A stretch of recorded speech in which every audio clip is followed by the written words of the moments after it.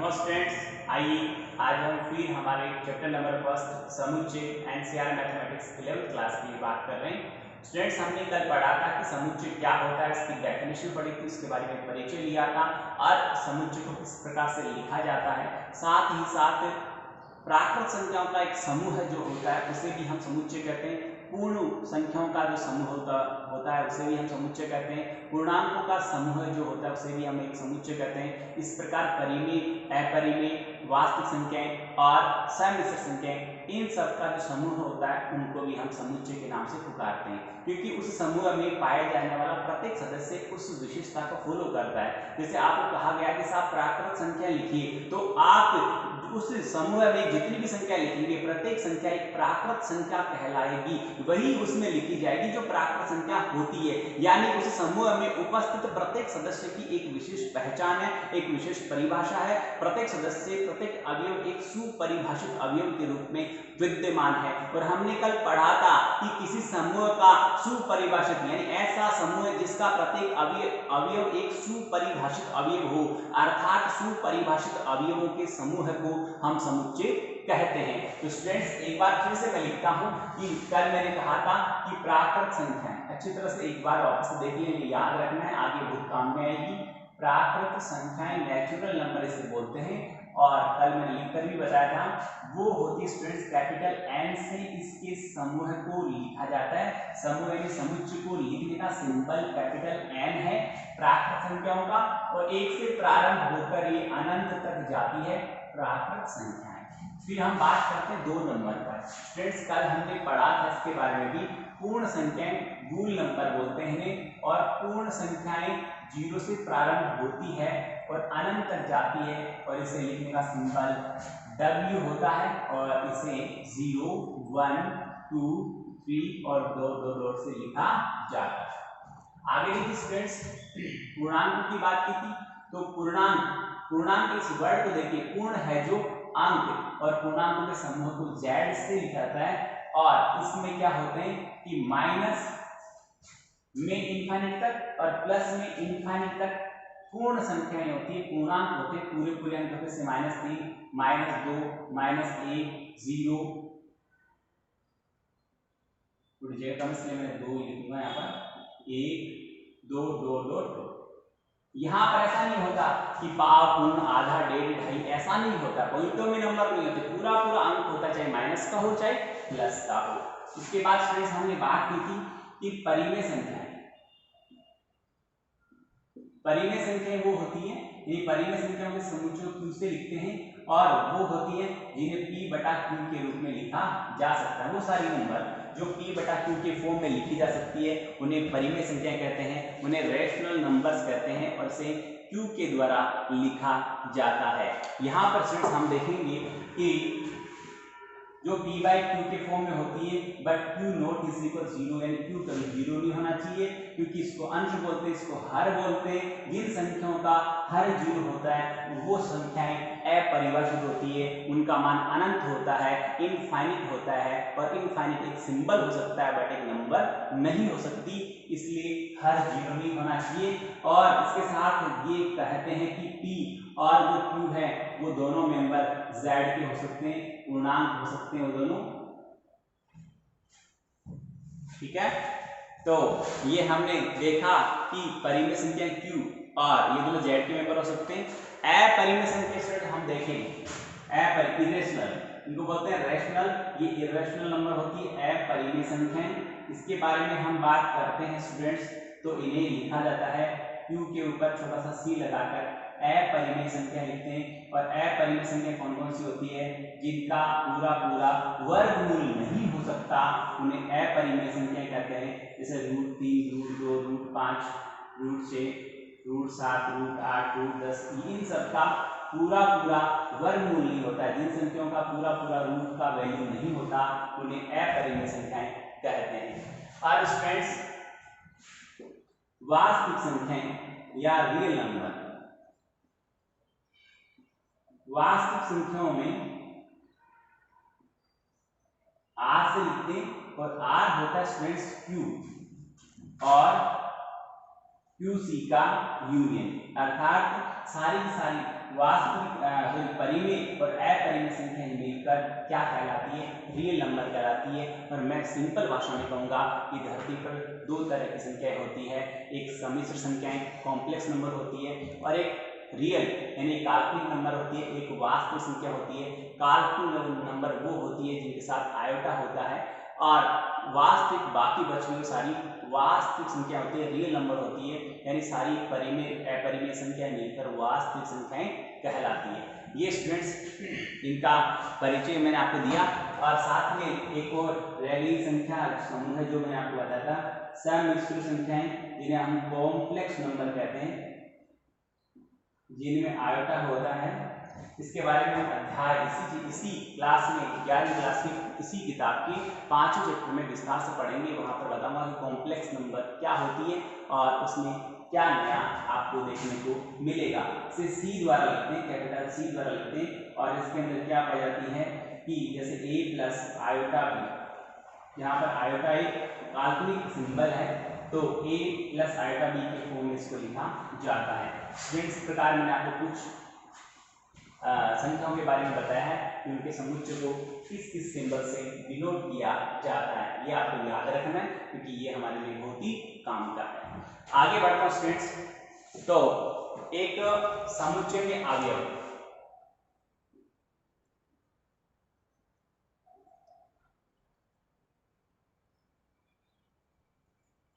Elements कैसे हैं, जैसे ए के अंदर कितने अवयव है, समुच्चय ए में कितना अवयव है उसको एन ए से लिखा जाएगा। जैसे यहाँ पर मैंने लिखा कि ए समुच्चय ए है, उसमें मैंने लिख दिया यहाँ पर ए बी सी डी, तो यहाँ पर कितने अवयव है, यहाँ पर 4 अवयव हैं, तो एन ए यानी ए के अंदर अवयव की संख्या कितनी है, 4 है। इस तरह से इसे लिखा जाता है। स्टूडेंट्स आगे पढ़ेंगे समुच्चयों के प्रकार। हम यहाँ सबसे पहले, हालांकि समुच्चय के कई प्रकार होते हैं, पर मैं मुख्य रूप से जो 2 प्रकार होते हैं उनकी यहाँ पर बात करूंगा। पहला जो समुच्चय का जो प्रकार होता है वो टेबुलर होता है, या उसे हम ये कहते हैं कि रोस्टर कह सकते हैं, टेबुलर या रोस्टर फॉर्म।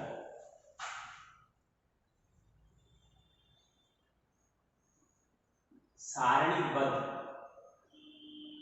और फिर रोस्टर को तो प्रोनाउंसिएट हिंदी और इंग्लिश से सेम ही करेंगे, रोस्टर रूप यानी इसको बोलते हैं टेबुलर।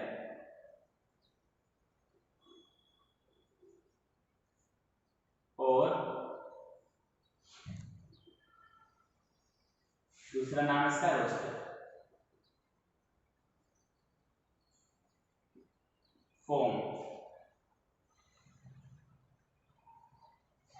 इसमें क्या होता है स्टूडेंट्स कि इसमें डायरेक्ट सदस्यों को लिखा जाता है, डायरेक्ट अवयवों को लिखा जाता है। जैसे यहाँ पर ये रोस्टर डायरेक्ट सदस्य 1 2 3 4 5 6 7, ये तो होता है रोस्टर रूप या सारणीबद्ध, यानी सबको इसे मान आगे पीछे पड़े होंगे, सबको उठाकर आपने एक सारणीबद्ध कर दिया, टेबल के रूप में लिख दिया, इसे यानी सारणी बना दी, टेबल के रूप में लिख दिया, यानी टेबुलर इसलिए कहा गया है कि यहाँ पर इनको सिस्टमेटिक ढंग से हमने लिख दिया है। और डायरेक्ट एलिमेंट लिखा है, सिंबल नहीं है, सोचना नहीं कि इसमें क्या पड़ा है, डायरेक्ट दिख रहा है कि क्या पड़ा है। सीधे सीधे अवयवों को लेकर बनाई गई सारणी को या सारणीबद्धता को हम टेबुलर फॉर्म या सारणीबद्ध रूप या रोस्टर रूप कहते हैं। दूसरा होता है निर्माण रूप या बिल्डर फॉर्म होती है। इसमें क्या होता है कि रोस्टर में मैंने बता दिया कि इस विधि में क्या होता है, अवयवों को मजले कोष्ठक के अंदर और सीधा सूचीबद्ध या श्रेणी में सूचीबद्ध कर दिया जाता है। और हमेशा समुच्चय को मजला कोष्ठक, देखो सारे मैंने लिखे हैं मजले कोष्ठक लिखे हैं, छोटा कोष्ठक, बड़ा कोष्ठक और मझला कोष्ठक। जो बीच वाला कोष्ठक होता है, जो बीच की स्टेज का कोष्ठक होता है, उसके फॉर्म में इसको लिखा जाता है। स्टूडेंट्स इसको ध्यान में रखें आप। आगे देखिए दूसरा जो फॉर्म होता है इसका, वो फॉर्म होता है निर्माण रूप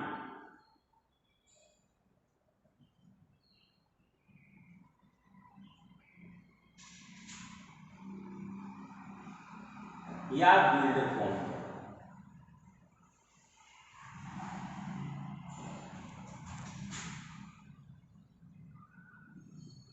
ओके, निर्माण रूप में क्या केवल उसका इशारा किया जाता है, केवल संकेत दिए जाते हैं कि यहाँ पर ये अवयव आ सकते हैं, पर उन अवयवों को डायरेक्ट नहीं लिखा जाता।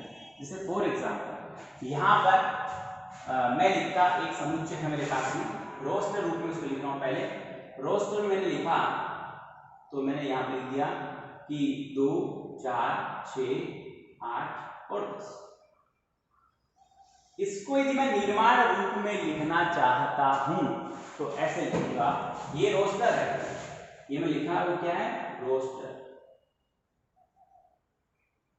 ओके, अब मैं इसका बिल्डर लिखता हूं और बिल्डर में लिखूंगा कि सभी एक्स का समुच्चय जबकि एक्स छोटा और बराबर है 10 का,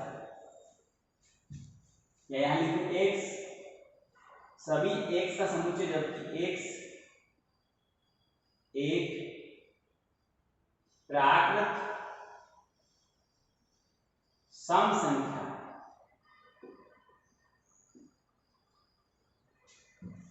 ठीक है, या एक्स एक यहां और एक बार जोड़ देता 10 से छोटी प्राकृत संख्या। यहां मैंने डायरेक्ट संख्या नहीं लिखी, संकेत लिख दिया कि ये कौन है।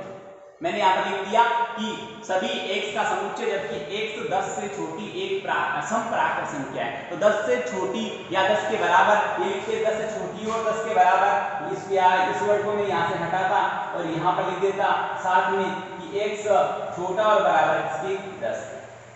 तो मैंने कहा x एक सम प्राकृत संख्या है, एक प्राकृत सम संख्या या सम प्राकृत संख्या है और वो 10 के बराबर और 10 से छोटी है, तो आपको डायरेक्ट दिमाग में आता 10 8 6 4 2 ये हो जाता है। मैं कहता कि साहब यहाँ पर सिंबल में लिख देता किसी के बारे में, तो इस पोर्शन को हटाता हूँ, 2 3 4 एग्जाम्पल कोड देता हूँ आपको, वो देखिए ये पढ़ा है, इसके बारे में क्या लिखा है। इसको मैं भी निर्माण रूप में लिखता तो यहाँ पर हमारा समुच्चय ए लिख दिया मैंने और यहाँ पर यू लिखता, क्योंकि एन लिखते तो आप समझ जाते प्राकृत संख्या है। मैं लिखता सभी एक्स का समुच्चय जबकि एक्स बिलोंग्स टू एन, बस इतना लिखा मैंने, आप समझ गए। सभी एक्स का समुच्चय, इसको पढ़ते हैं सभी एक्स का समुच्चय जबकि, ये जो दो बिंदु को पढ़ते हैं जबकि एक्स सदस्य है किसका, कैपिटल एन का, यानी जितने भी एक्स आएंगे वो कैपिटल एन में से आएंगे। इट मींस इस कोष्ठक में जितनी भी संख्या लिखी जाएगी वो कैपिटल एन में से लिखी जाएगी। कैपिटल एन का मतलब सभी संख्या इसके अंदर आएगी और क्या होगी, प्राकृत संख्याएं। या फिर मैंने यहां पर लिख दिया एक समुच्चय मेरे पास में दी, इसको पहले रोस्टर में लिखता हूं फिर आपको निर्माण बताता हूं। जैसे रोस्टर में लिख दिया यहाँ पर 3 6 9 12 15 18। अब देखो सोचो क्या है, सोचो अपने दिमाग में और अपनी भाषा में, अपने दिमाग में जो भाषा बनती है कि ये है क्या, उसी को अपन निर्माण रूप कहते हैं। देखिए कैसे कहेंगे, सभी एक्स का समुच्चय जबकि एक्स बराबर n गुणा 3 है या 3n लिख एक सभी, इसको पढ़ेंगे सभी x का समुच्चय जबकि x बराबर 3n है और कोमा जहां पर n क्या है, n belongs to capital n। हाँ जी ना जी, n belongs to capital n है और n छोटा और बराबर है किसके, 6 के। पूरा मैंने पूरी की पूरी यहाँ पर हिस्ट्री लिखी इसकी क्या आना चाहिए। देखो यहाँ पर x सभी x का समुच्चय जबकि x बराबर 3n है यानी 3 का गुणज है, तो 3 का गुणज में n का मान पहले 1 रखूंगा क्योंकि n क्या है, कैपिटल n का सदस्य है। कैपिटल n मतलब प्राकृत संख्या होगी, प्राकृत संख्या 1 से प्रारंभ होती है, तो मैं स्मॉल n का मान 1 से प्रारंभ करूंगा। सबसे पहले 1 लिखूंगा तो 3 एकम 3, फिर 2 लिखूंगा 3 दूना 6, 3 लिखूंगा 3 तिया 9, 4 लिखूंगा 3 चौके 12, 5 लिखूंगा 3 पंजे 15, 6 लिखूंगा 3 6 18। मैंने कह दिया n का मान 6 के बराबर और 6 से छोटा लेना है। अब n प्राकृत संख्या तो 1 से तो प्रारंभ होगी पर 6 और 6 से कम रहेगी, तो सारी की सारी संख्याएं होंगी। इसको कहते हैं यूलर फॉर्म या निर्माण रूप कहते हैं, इसको कहते हैं रोस्टर। इसमें डायरेक्ट अवयवों को लिखा गया है, रोस्टर रूप में डायरेक्ट सदस्यों को लिखा जाता है और बिल्डर फॉर्म में उनका सिंबल, उनका हम नोटिफिकेशन लिखते हैं कि यहाँ पर क्या आने वाला, उनका संकेत प्रदान करते हैं। तो स्टूडेंट्स यहाँ संकेत प्रदान किया तो ये तो बिल्डर फॉर्म हो गया और ये रोस्टर हो गया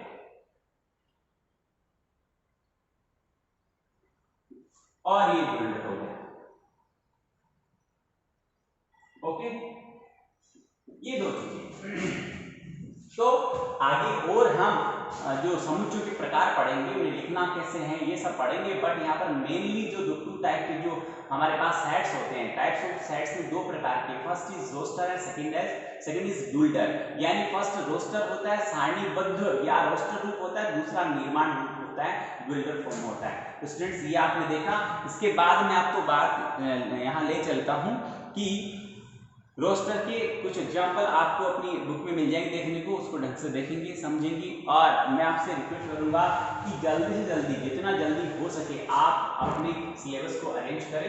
जो भी आपका सब्जेक्ट, जिस फैकल्टी में आपको रहना है या जो फैकल्टी आपको चूज करनी है, उस फैकल्टी से रिलेटेड सारा का सारा सिलेबस, सारी बुक्स, नोटबुक आप अरेंज करें और पढ़ाई स्टार्ट करें। क्योंकि देखो जुलाई लगभग जा चुका है और आगे अगस्त आने वाला है, तो बहुत कम समय आपके पास बचेगा इस सत्र को पूरा करने के लिए। देखो पढ़ाई उतनी पढ़नी पड़ेगी, एग्जाम उसी टाइम देनी पड़ेगी, मार्क्स उतने लाने पड़ेंगे, परसेंट उतने लाने पड़ेंगे, सारे काम वैसे वैसे, बट टाइम पीरियड कम हो गया और माइंड में प्रेशर ज्यादा है। तो प्रेशर को हटाओ और पूरा का पूरा ध्यान पढ़ाई में लगाओ। इसका सबसे अच्छा तरीका है कि घर बैठे आराम से अधिकतम उपयोग करिए समय का और अधिकतम ग्रहण करिए इस अध्ययन और पढ़ाई को, अपने वीडियो के माध्यम से, अपने दिए गए लेक्चर के माध्यम से, और अपनी जो बुक्स है वो सारा मटेरियल अपने पास इकट्ठा करो, यहाँ से पढ़ो, कोई डाउट है तो आप कॉल करो और पूछो। स्टूडेंट्स, मैं उम्मीद करता हूँ आपको अच्छा लगा होगा, समझ में आया होगा। बहुत बहुत धन्यवाद।